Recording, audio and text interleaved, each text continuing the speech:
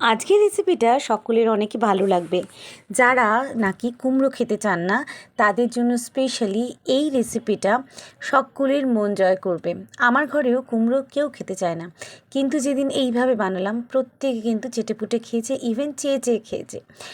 আর এই রেসিপিটা যে কোনো নিরামিষের দিনে তো আপনার ঘরে জমে যাবে। তাহলে প্রথমে কুমড়োটাকে আমি পরিষ্কার করে ধুয়ে তার সঙ্গে একটা আলু দিয়ে সেদ্ধ বসিয়ে দিয়েছি। এখানে নিয়ে নিয়েছি কিছু মশলা, তার মধ্যে টমেটো কুচি, আদা কুচি, কাঁচা লঙ্কা, আর তার সঙ্গে নিয়ে নিয়েছি একটুখানি নারকোল।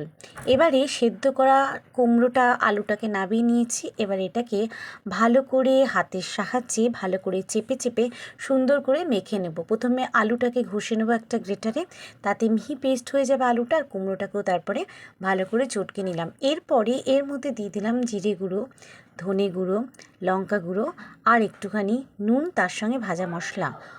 আর এবার এটাকে কিন্তু ভালো করে মেখে নিলাম, এমনভাবে মাখলাম যাতে সব ভালোভাবে মিশে যায়। এরপরে বেশের জন্য দিলাম একটুখানি বেসন। কড়াই তেল গরম বসিয়ে দিয়েছি, অবশ্যই সর্ষের তেলে করছি। তেল গরম হয়ে গেলে ওই কড়াইতে ছেড়ে দিলাম লম্বা শেপে করে রাখা কুমড়োর সেই মাখাটা, মানে কুমড়োর কোপ্তাগুলো। এবারে উল্টে পাল্টে ভালো করে ভেজে নেব। প্রয়োজনে এটাকে কিন্তু হালকা লাল করে ভেজে নিলাম। আর অবশ্যই এটা প্রথমে উল্টানো পাল্টানো যাবে না, প্রথমে এটাকে তেলের মধ্যে এক পিঠটা হলে আবার এক পিঠটা উল্টে দেবো। দেখতেই পাচ্ছেন কি দারুণ ব্রাউনিশ কালার এসছে। এইভাবেই সব কটা কুমড়োর কোপ্তাগুলোকে আমি ভেজে নেব।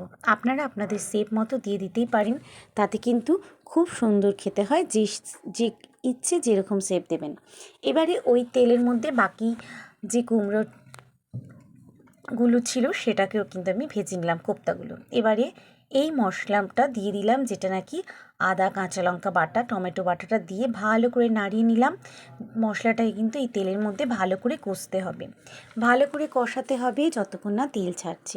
কাঁচা গন্ধটা চলে গেছে, এবারে কিন্তু তেল ছাড়তেও শুরু হয়ে গেছে। এই পর্যায়ে দিয়ে দিলাম লঙ্কা গুঁড়ো, জিরে গুঁড়ো, ধনে গুঁড়ো আর হলুদ গুঁড়ো। ওটাকে দিয়েও কষিয়ে দিয়ে দিলাম বাটা নারকোলটা, দিয়ে আবার একটুখানি কষিয়ে নিলাম। দিয়ে দিলাম অল্প একটু চিনি আর একটুখানি নুন।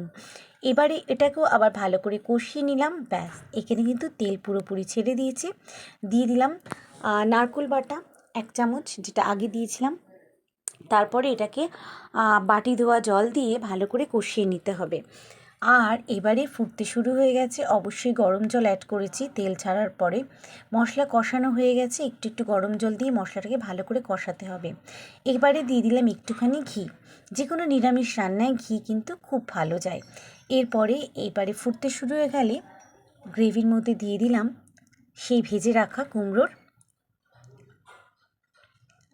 সেই স্পেশাল কোপ্তা। ব্যাস, রেডি হয়ে গেল। একটু ফুটিয়ে নিয়ে নামিয়ে নিলে রেডি হয়ে গেল কুমড়োর কোপ্তা। কেমন লাগলো জানাবেন। এই রেসিপিটা কিন্তু এতটা মজার হয়, যারা কুমড়ো খান না তাদেরকে না বলে দিলে তারা কিন্তু চেটে পুটে চেয়ে চেয়ে খাবে, আর একটা ম্যাজিক্যাল দারুণ রেসিপিও হয়ে যাবে। ভালো লাগলে অবশ্যই চ্যানেলটিকে সাবস্ক্রাইব করে পাশে থাকবেন।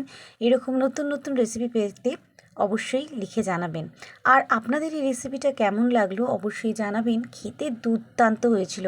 আমার ছেলে, আমার হাজব্যান্ড এরা কেউই কুমড়ো পছন্দ করে না, কিন্তু আজকে চেটে পুটে খেয়েছে। তো যাই হোক, আজকের রেসিপিটা ভালো লাগলে অবশ্যই সাবস্ক্রাইব করে পাশে থাকবেন। দেখা হচ্ছে নতুন আবারও একটা রেসিপি নিয়ে।